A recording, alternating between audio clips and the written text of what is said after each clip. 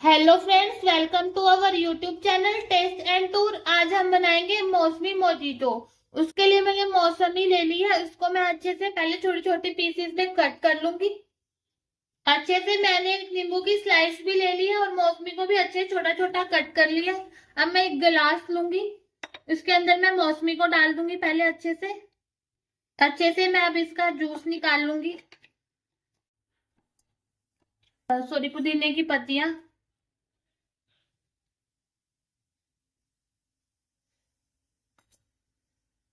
और मैं इसके अंदर डाल दूंगी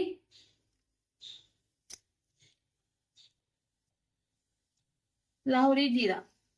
आप इसके अंदर कुछ भी कोई भी स्प्राइट भी डाल सकते हैं कुछ। हमारी मौसमी मोजीटो बनके तैयार है। अगर आपको हमारी रेसिपी अच्छी लग रही है तो please like, comment, share and subscribe करना ना भूलें। Thank you.